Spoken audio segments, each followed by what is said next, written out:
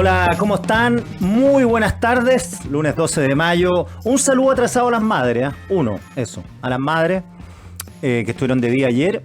Y también precisemos que nos han preguntado mucho por Iván Valenzuela. Iván Valenzuela está con un pequeño resfrío y ya vuelve, esperemos que miércoles o jueves. Hoy día estamos con un panel inédito, un panel nuevo. Porque Josefina Arao está todos los lunes. ¿Qué tal, Josefina? Muy bien. Y hoy día recibimos y agradecemos la visita de Tomás Leighton. ¿Qué tal, Tomás? ¿Qué tal, Quique? Gracias por la invitación. No, gracias por venir. Ya, partamos con el tema que nos propone Josefina.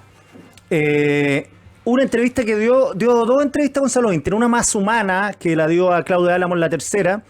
Y otra en el diario El País de España, donde habló con la periodista Ana María Sangüesa.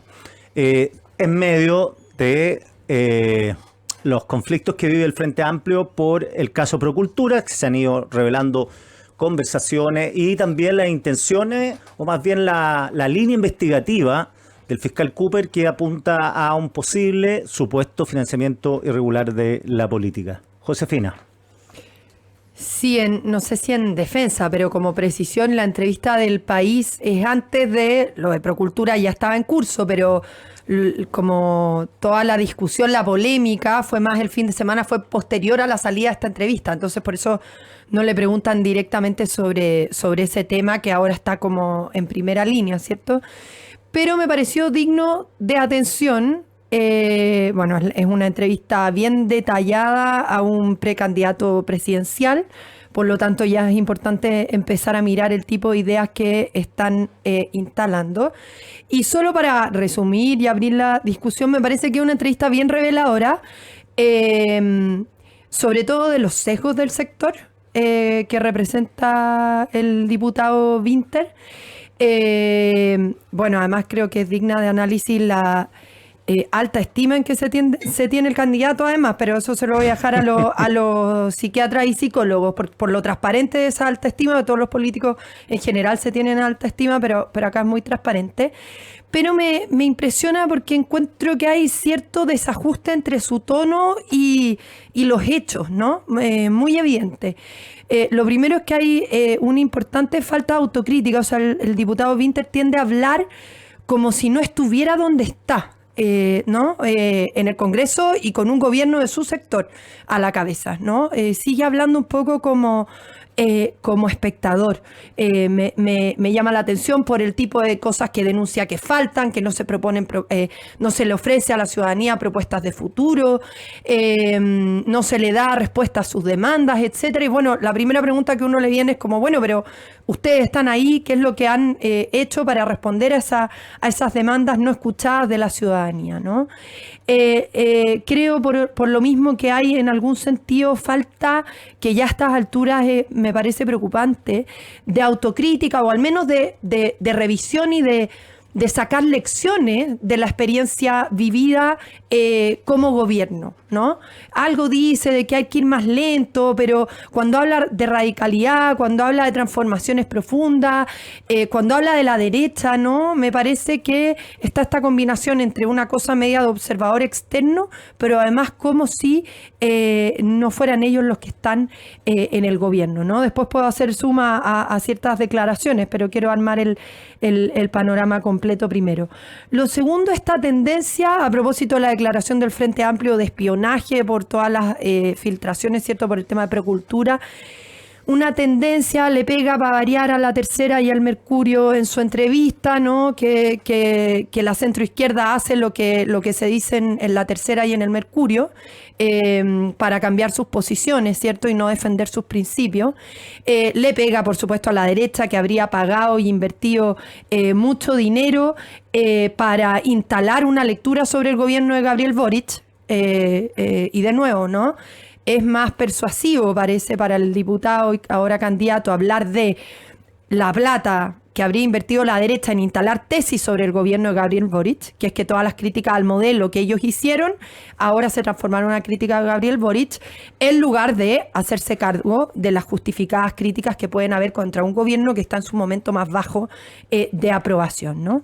Y cierro como síntesis, digamos, que creo que hay una suerte de desajuste, como decía al inicio, entre esas hipótesis, ¿cierto?, esos planteamientos y el, no sé cómo graficarlo, pantano en que está hoy día el gobierno, como decía, con una muy baja aprobación, la más baja de todo el mandato, y no precisamente por inversión de la derecha o por iniciativa del Mercurio en la tercera, sino por errores o problemas del propio gobierno, y solo por poner ejemplos, el tema Procultura, el tema ministro Grau.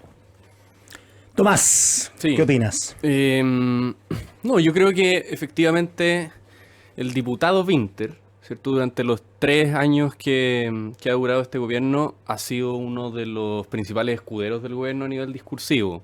Tomó un rol reconocido dentro del sector y en general en la opinión pública como un espadachín del gobierno. O sea, digamos, ante los momentos, como todos los gobiernos que pasan momentos muy críticos, puso a disposición una habilidad discursiva para defender y no pedir disculpas en momentos difíciles. Y eso, digamos, marca la primera identidad con la que el candidato Winter se presenta ante la sociedad, ¿cierto? Él dice en las primeras semanas que es un candidato orgulloso del gobierno, ¿cierto? Fue un poquito menos enfática las declaraciones de Toá y Jara cuando abandonan el gobierno, pero intentan posicionarse menos desde el orgullo y tal vez desde una crítica, tal vez una más por derecha, la otra más por izquierda respecto al gobierno mismo. Winter se sitúa, no, yo soy orgulloso de este gobierno, eso es el primer momento. Ahora, las candidaturas presidenciales y las elecciones tienen distintos momentos. Yo creo que acá, con la inscripción de los programas al servicio electoral, hay un segundo momento. ¿Cuáles son las propuestas que tienen los candidatos presidenciales frente al país para el futuro? Porque no se trata esta elección de la evaluación que se tenga de lo que pasó o de lo que ha pasado, sino de lo que va a pasar en los días que tenga el próximo mandato presidencial, cualquiera sea quien lo dirija, digamos. Y ante eso hemos visto un candidato Winter que a mi juicio ha sido bastante arrojado en plantear propuestas de futuro, ¿cierto? Por un lado, tiene un énfasis, ha hecho 2 visitas a regiones, al puerto de Valparaíso, al puerto de San Antonio, y ha propuesto medidas para la modernización logística del puerto, que nuestros puertos sean capaces de adaptar productos que vayan a los mercados de las economías emergentes en Asia, en India, conectando mucho con las oportunidades que ha brindado la estrategia internacional del presidente Boric. Y también ha presentado, por ejemplo, una propuesta de modernización de la educación técnico-profesional, que yo creo es un tema que en general se le había criticado mucho al Frente Amplio y solo pensaba en la educación superior, dejando fuera lo técnico. Él ha presentado una propuesta que incluye la creación de 70 liceos técnico-profesionales de excelencia que conecten la necesidad de la juventud de empleos estables con las necesidades productivas que va a necesitar nuestro país para cambiar su economía. Porque creo que es evidente que el mundo cambió y que por lo tanto nuestra economía va a tener un menor impulso externo, entonces hay algo que hacer, ¿cierto? Y ante eso he escuchado que si uno pudiera alinear las 3 candidaturas competitivas del oficialismo, por supuesto la candidata Toá ha centrado su discurso en materia de seguridad, el legado de ella como ministra. La ministra Jara tuvo un muy buen desempeño en la tramitación de reformas importantes en el plano laboral. Y a mí me parece interesante que el Frente Amplio, en este caso el diputado Winter, como representante de ese proyecto, tome la parte productiva, de desarrollo productivo, y lo ponga en una métrica de tiempo que es mucho más amplia, ¿cierto? Que es el 2050. Y en ese sentido me parece interesante el tema de las propuestas. Ahora, volviendo un poco a la crítica respecto a la defensa del Frente Amplio frente a los medios de comunicación, por ejemplo. Bueno, lo que yo entiendo es que lo que intenta decir, o al menos como yo lo leo, intentando obviamente siempre ver la mejor versión, creo que el mensaje es que si hoy día el crecimiento de Chile está estancado, no es culpa de las ideas del Frente Amplio. Es un proceso gradual que ha ido viviendo nuestra economía, que viene incluso antes de que el Frente Amplio emergiera como actor político, y que echarle la culpa a las ideas de un sector para un problema tan profundo y afincado, digamos, en nuestra estructura económica, es una reducción en ese sentido. Y se parece mucho a cuando en Estados Unidos le echan la culpa a las mujeres, a los homosexuales, porque los trabajadores de las automotoras hayan perdido su trabajo que tenían en los años 90, en Ohio, en Missouri, que es un poco lo que el discurso de J.D. Vance y Trump, ¿cierto? Que es echarle la culpa a una supuesta conspiración woke, donde los derechos, las libertades civiles, los derechos de la comunidad LGTB son los que hubiesen causado el estancamiento económico de Estados Unidos. Me parece que un poco Wynter enhebra su argumento en defensa de eso, ¿cierto? En una respuesta a un relato global de la ultraderecha en donde reducen los problemas de esa manera. Josefina Arauz. Sí, a propósito del último ejemplo, puede que esa sea lo que está tratando de decir el diputado Wynter. La diferencia es que las mujeres o las personas homosexuales, en el caso de Estados Unidos, no son gobierno, ¿no? O sea, acá Gabriel Boric y las responsabilidades que se le puedan atribuir a Gabriel Boric y su mundo son las de quienes están en la moneda, ¿no? Entonces, yo estoy de acuerdo, los problemas de la economía chilena parten y la caída, de hecho, es la mirada que las personas tienen, como mostró la encuesta CEP, respecto del país, del destino del país, empieza a decaer mucho antes, ¿no? El estancamiento tiene más que ver con los gobiernos de Sebastián Piñera y Michelle Bachelet, ¿cierto? Que con el Frente Amplio. Pero, ojo, el Frente Amplio estuvo en el movimiento estudiantil y, por lo tanto, en parte son las ideas que se instalan en ese contexto las que triunfan para la reforma educacional, ¿cierto? Con los sesgos que sabemos hoy día y los problemas que ha tenido esa reforma educacional hoy día, triunfan de la mano, ¿cierto?, del liderazgo del hoy día Frente Amplio y en ese entonces los voceros, ¿cierto?, del movimiento estudiantil.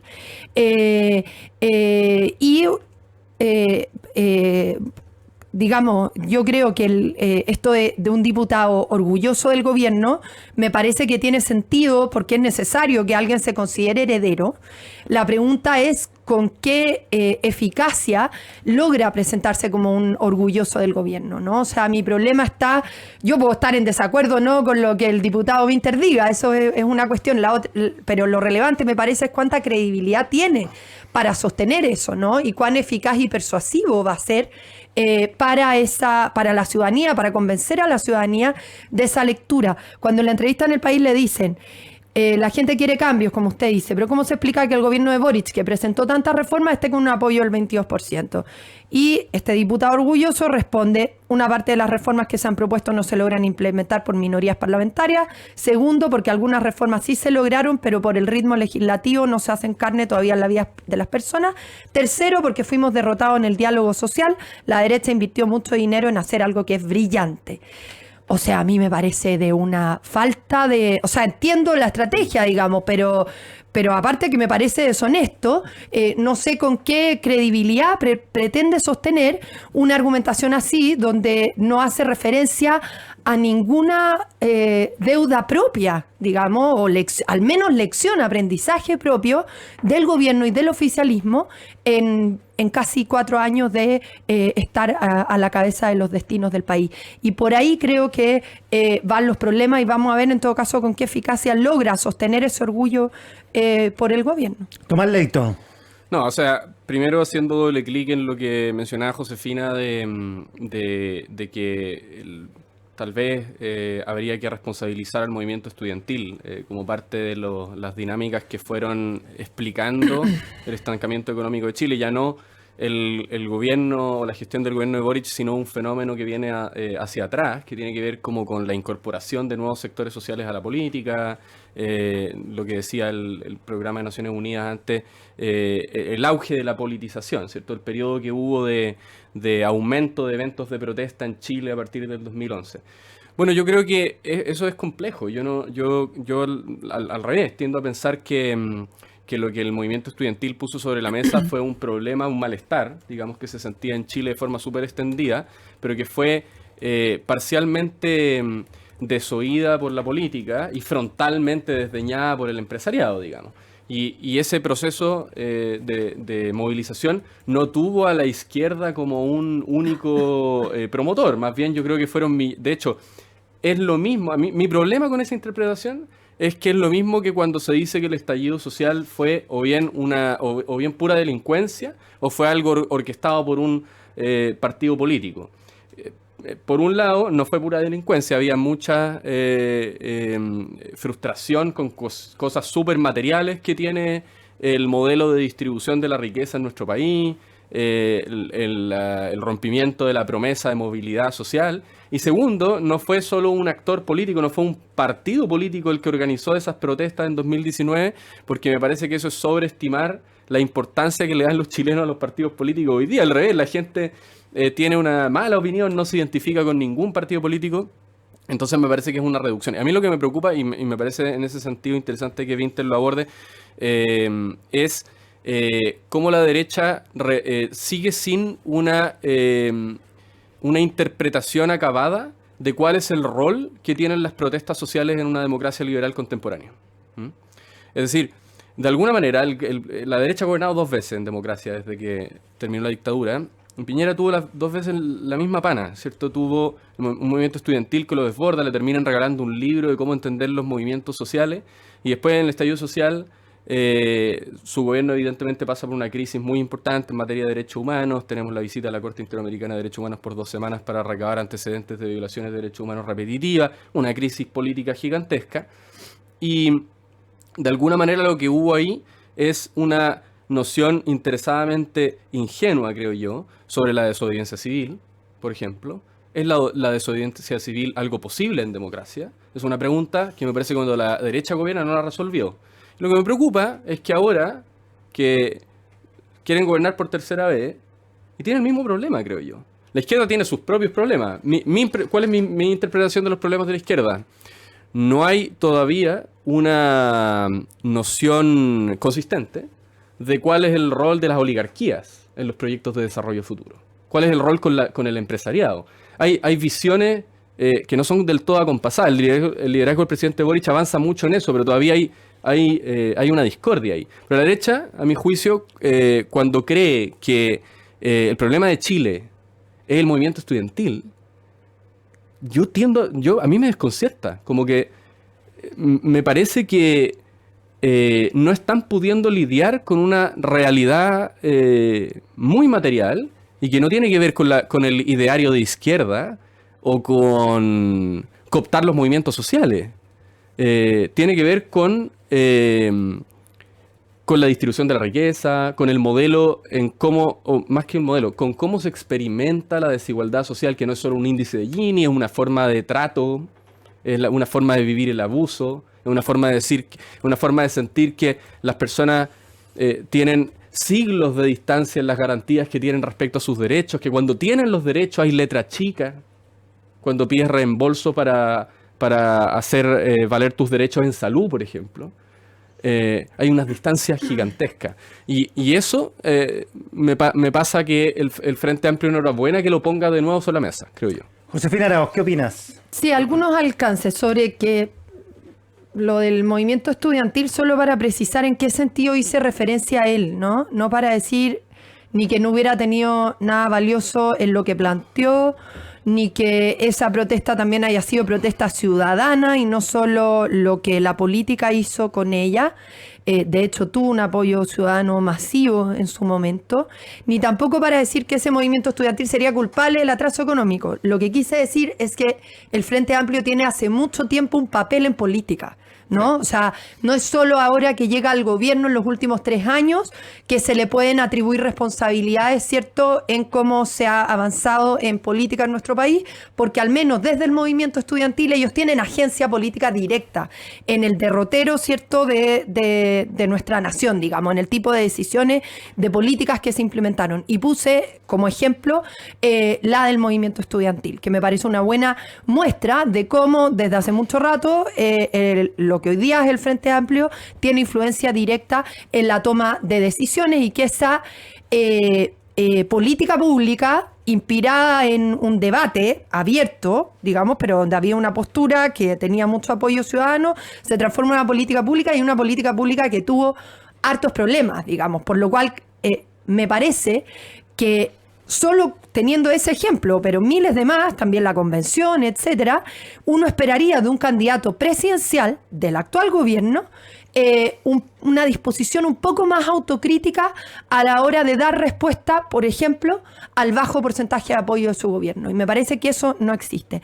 Sobre la derecha y cómo se relaciona con la protesta, creo que es una pregunta gigantesca, muy relevante. Parte de las dificultades que tuvo el gobierno de Sebastián Piñera, aunque también hay que considerar el tipo de oposición que tuvo, parte de las dificultades que tuvo el gobierno de Sebastián Piñera en el 2011, pero también en el estallido, fue que le costó mucho entender el 18 de octubre, o digamos, le costó entender el 19 de octubre, que el 19 de octubre las personas no salieron, esto lo ha dicho muchas veces Daniel Mansuy, no salieron a pedir que los militares salieran a la calle a poner orden, sino que salieron a decir, basta, parece que era necesario quemar el metro para que la política reaccionara. Por eso fue tan radical y trágico lo que pasó y por eso tuvo también tantas dificultades el gobierno de Sebastián Piñera para lidiar con eso.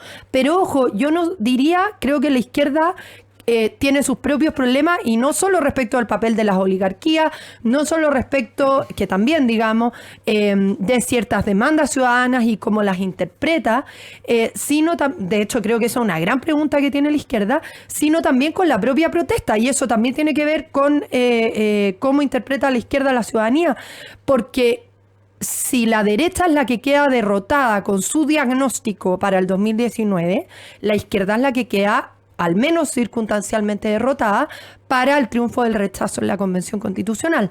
Y ahí la izquierda también tiene lecciones que sacar respecto de cómo interpretó la protesta, cómo intentó ponerse a la vanguardia o tratando de liderar e interpretar esa protesta, ¿cierto?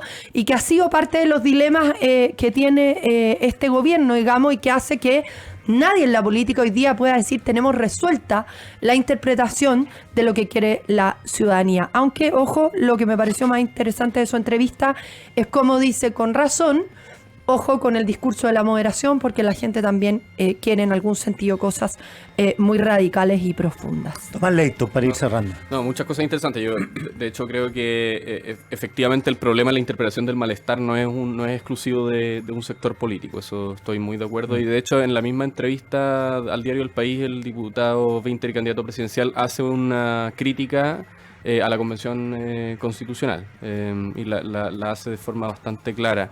Y respecto a las reformas de Bachelet en el plano educacional, yo creo que es un buen botón de muestra, porque esas han sido reformas muy vapuleadas.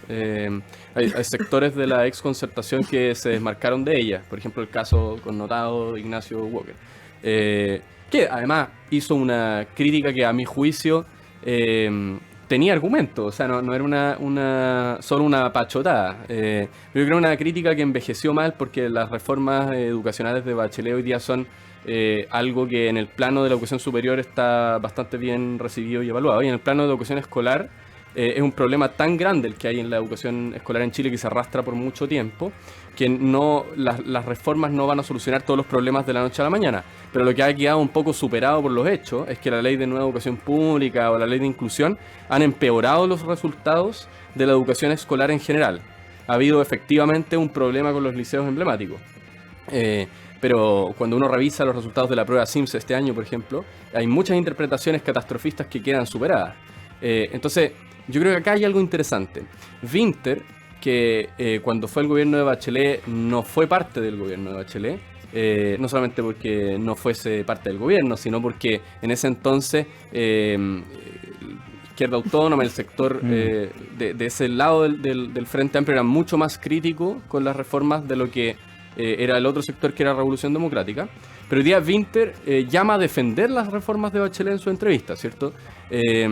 Y si uno se fija, ¿en qué sentido las defiende? No decir, eso se hizo bien, quedémonos hasta ahí. Al revés, cuando él plantea modernizar y transformar la educación técnico-profesional, lo hace en base a los servicios locales de educación pública. Dice, hay que crear un liceo técnico de excelencia por servicio local de educación pública.